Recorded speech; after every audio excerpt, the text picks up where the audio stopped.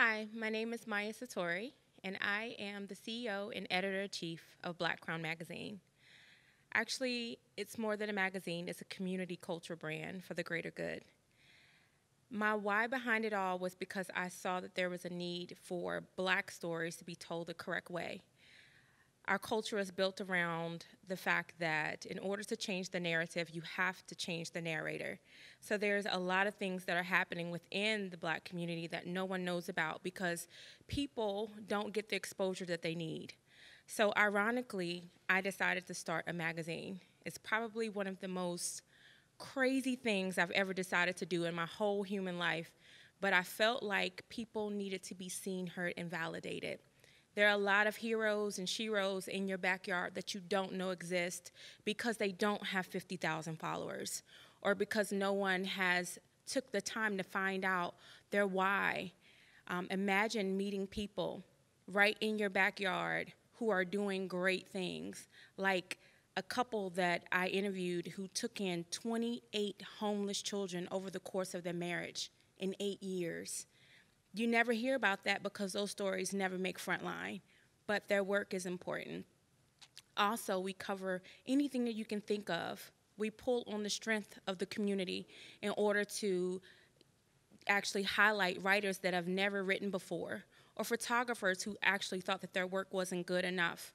We pull in everybody, no matter where you are or what your economic status is, and we make sure that people know who you are and they know the work that you do.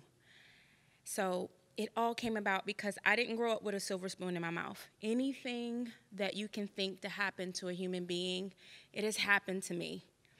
And so the truth is that the underdog, too, also has a song, and they also have a story. And it is my job to make sure that you know who they are. So we've put together an amazing magazine. It actually started at the cusp of the pandemic, actually before it. And we created it on a whim.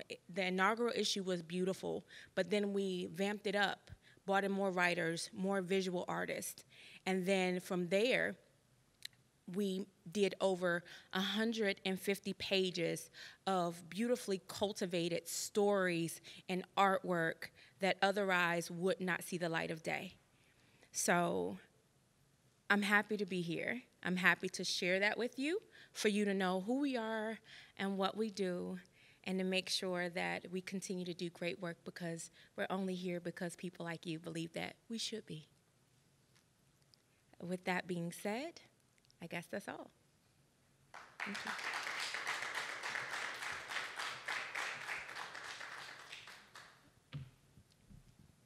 Maya, I love your idea. I was over there like, yes, yes, yes, yes, yes.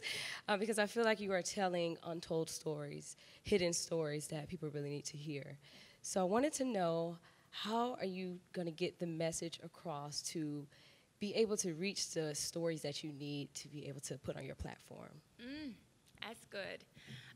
We have actually been fortunate enough that because there hasn't been a magazine doing it quite how we do it, we're a mix-up between old school and new school and vintage and hopscotching and backyard barbecuing, right? Yes. So we do all of that, and I think it gives people a feel that is very familiar to the Black community and those within the African diaspora.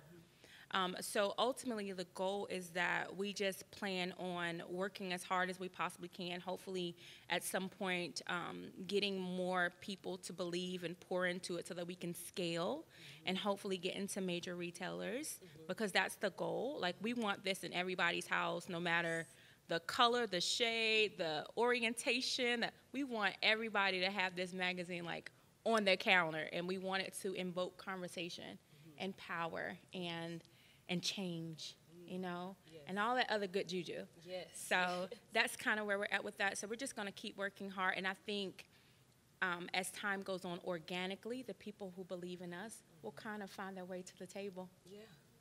Speaking of believing in you, so we started thinking about how we could partner with you and get creative in supporting the amazing work you're doing.